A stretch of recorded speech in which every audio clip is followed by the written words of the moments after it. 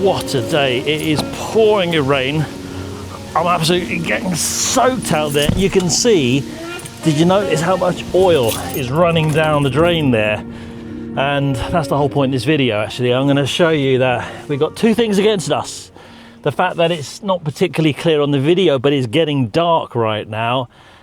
And it's really rainy and wet out there, but it hasn't rained for a while. And this is the key thing, is that when it does rain after a period of dryness, you'll find that you can actually get a lot of oil that sits on the surface. So be very aware of that. And I'll get the old P.o.v camera on. We'll go for a little drive and I'll show you what I do to make sure that I'm safe out there. So the first tip I got for you is, if you've got air conditioning, make sure you stick that on. It really helps in terms of conditioning and drying the air, and you'll find that the windows, it's not just for keeping the car cool in the summer, it will very much dry the air and will greatly help you in the winter. Bit of a tight space this, but then it's only a little car. So normally when driving, I'm moving my eyes and I'm checking all of the mirrors. But with the camera on, you're not going to be able to see my eyes move, because I don't necessarily need to move my head. With the exception of the one on the left, which is my passenger side. So for the purpose of this video, let this guy go. On you go, my friend. I'm going to be exaggerating the movement. So every single time I check my mirror, instead of just using my eyes to look, for example, looking in the rear view mirror, looking to the left on the passenger side, and then looking to the right, you're not going to see that in the camera. So I'll exaggerate it. And what that will give you is a real understanding on just how much you need to check your mirrors, especially in a busy city. And I'm on the outskirts of London at the moment. I'm checking the car pulling out just in front there, but I'm slowing down. And whilst I'm doing that, I'll be looking in my rear view mirror.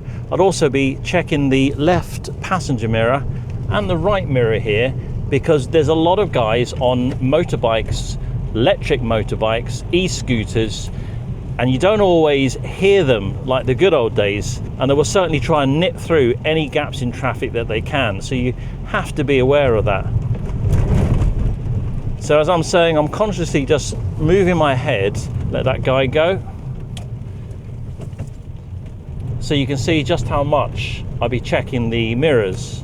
Now this is fortunately just before rush hour, so it isn't too bad. But normally there's a lot more traffic on the roads, and you've got to be even more aware of certainly any blind spots as you're driving along. Okay, so there's a bit of a junction here. Gonna pull out. Looking all both ways, checking my left mirror, make sure nothing's cut inside, checking my reversing mirror, checking my drivers. Now certainly when you have just started driving, you'll probably find that you don't look much more than what's in front of you, because you're trying your absolute hardest to basically learn how to drive a car. But I promise you this, as you get into it, become more experienced, you will use your mirrors more than you ever know, to the point that you don't even realize you're doing it. As I said, I'm actually moving my head just to show you how much I use the mirrors on a normal drive, far more than it would do if you just started driving, and you'll get to that. By the way, if you're wondering what this is here, it's just a little cheap 12-volt heater, which I find sometimes on a misty, frosty morning, it just helps clear the windscreen if I'm getting up very early, whilst the engine gets warm, and then provides more heat to the windows. So I just leave it there in the cold weeks. So I'm going to move into this left lane here, but quite often there's motorcyclists. So when you've got standing water like this, just be aware of it, especially at speed, because you don't know what's lying beneath there. It could be a pothole, there could be a brick or something in it. So it's always best to actually avoid standing water. Not only that, at speed, as you're driving along, you can aquaplane, and that's where the wheel will get pulled into that standing water, and it can actually drag you into the curb. So it's best to take your time, go around the water, but making sure that you check what's around you as you're doing it. And just as I'm doing that, there's a motorcyclist here coming up. And you've got to be mindful of that, because in traffic, if I was to think, oh, I'm just going to quickly nip around a car that's stopped, you have to check your mirrors all the time. As it's getting dark now, you won't see it too much in the camera. You can see that my visibility is not as good as it should be. More standing water. Again, you don't know what's beneath it, so not only have I got to make allowances for the standing water, I've got to make sure I get out of this yellow box, because otherwise I'm going to get a ticket. That yellow box denotes where you cannot stop because it's a crossing, and there's cameras all over the place, and you get yourself a nice big hefty fine if you stop in that box. In the UK, we also got something called points, and if you get more than a dozen points, you literally lose your license, and you just can't take the risk to get caught in situations like that. London has got one of the most heavily CCTV'd road systems in the world, and I don't know if I completely agree with everything, because sometimes there's bus lane cameras and average speed lane cameras that if you avoid, whether it's a cyclist, somebody on a scooter, a pothole, anything, a pedestrian who stepped into the road, if I go into that bus lane just for a split second, I'm the one that gets the ticket. I'm the one that gets the points. I'm the one that has to pay the fine.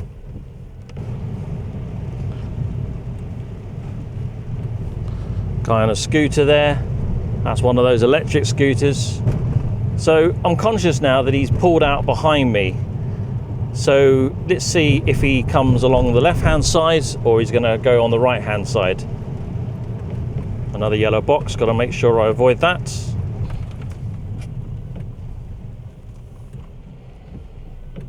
There he is there. And you get a lot of these scooters with the box on the back, generally with a learning plate, and these guys are delivery drivers.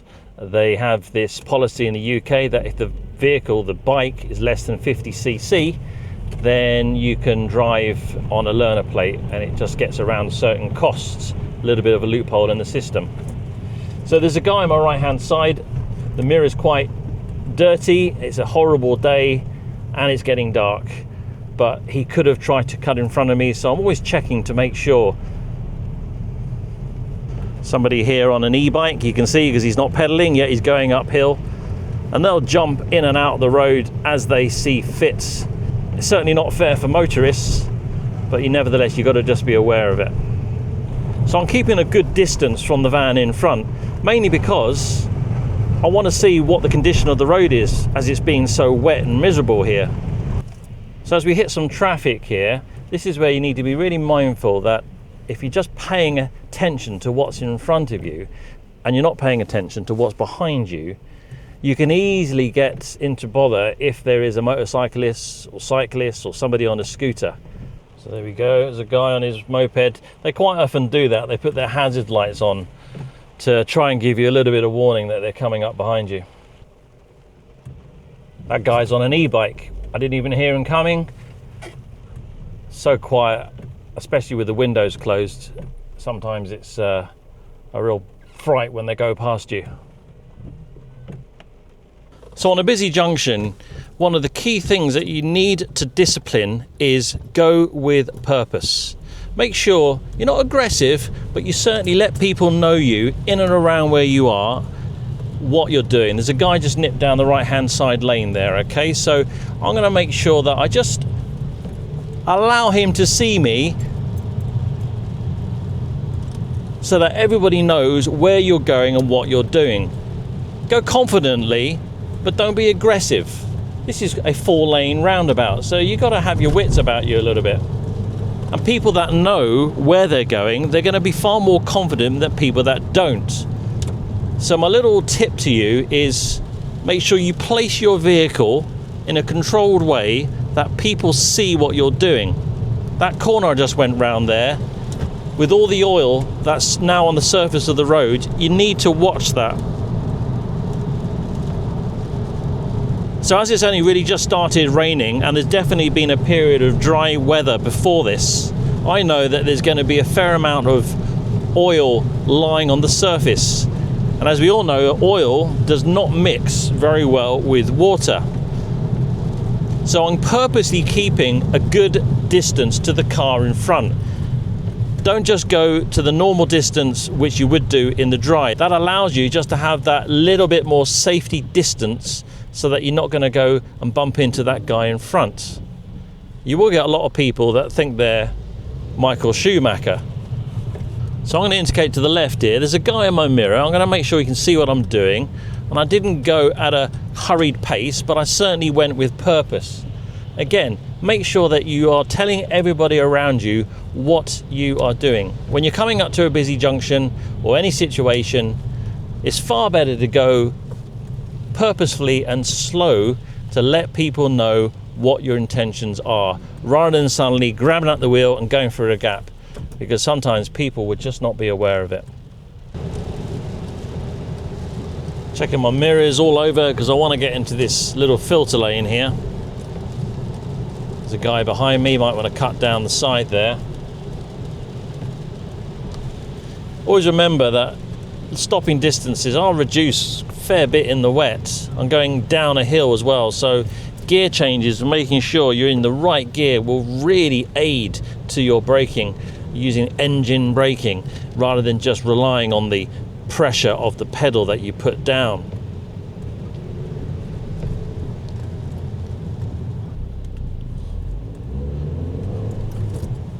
So again, remembering that there's oil on the surface of the road here, just be mindful, especially when you're going around corners.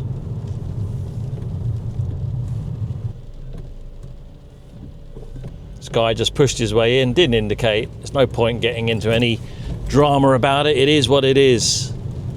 Now he's deciding to indicate. I'm also going to indicate as well. Always checking my mirrors as I go.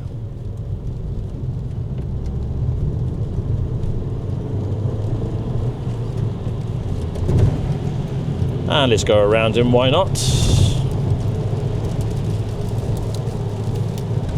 So you get a lot of spray also coming off taller vehicles. In front, we've got a Range Rover, and as they get in front of you, you might find, if you haven't got the automatic windscreen wipers, that can catch you out. Guy's now trying to come down the right-hand side of me here, and the lanes are sort of merging over with this guy in the front here wanting to come in front, but he's changed his mind. So go with purpose, make sure that he can see what you're doing, don't dilly-dally, but always keep that safe distance in front. You should move over in the UK to lane 1. They're not called inside lane, middle lane and outside lane. The right terminology is actually lane 1, lane 2, lane 3. And after overtaking, and if there's space to do so, you should be in lane 1. You should not be, like the BMW, sat there for no reason in lane 2, because it's just laziness. But I think it's known world over as the middle lane hogger, and you're going to get that in all parts of the world, unfortunately. The guy in the van there, you can see he's braking. He's obviously accelerated up there, and he's leaving far too close a distance to the car in front, trying to intimidate him in going faster. He's not going to get anywhere any quicker. Now, a situation like this here now is that I'm actually starting to move faster than the car in the second lane in the middle. So I should not undertake. The only reason you can actually do that is if you cannot move out of the lane that you're in. So despite the fact that I could actually undertake him, I'm not going to do that. I'm going to move into lane 2. I'm only doing 60 miles an hour. The speed limit is 70. I'm going to indicate, I'm checking my mirrors. I'm going to have to go around him. But if that person was driving as they should, which they're not, they should have been in lane 1, and that would have prevented me having to go right the way around to get in front. And I'm still keeping, obviously, within the speed limit, which in the UK is 70 miles an hour. The guy brakes because we've got a motorcyclist that's just crept in front there. And at this time of the day, when it's dark and it's wet, it can get really hard to see everything that's going on. Or you could just take the train. So I'm doing this video because just recently I actually did another P.o.v style video to actually show my daughter, because she's recently started driving, and as much as they tell you on your driving lessons and through your theory and your driving tests, you're not really going to be that proficient until you get out there and start driving on the road. And the little things that we all take for granted, for those of us that have been driving for 30 plus years, standing water, potholes, making sure that you really obey and keep that distance to the car in front in the wet, the layer of oil that you can get on the surface of a road, especially after a dry period, using the gears to slow yourself down, especially in the wet, engine braking it's called, is really going to help you and make you safer out there. So of course there's loads of videos out there of people driving fast and doing all sorts of crazy things, but I think we should probably get more of these types of videos where we take things for granted, especially if you've been driving for 30 plus years like myself. So there's another nice little POV style video. I love filming these sorts of things, and it's just things that I think about as I'm driving along and try and give back to people that maybe just passed their test. And it's stuff that we all take for granted because we've been driving for a little while. Let me know down below what else you would like to see, and if you've got any handy hints for driving in not so pleasant conditions. So to my daughter and everybody else, be safe out there, please.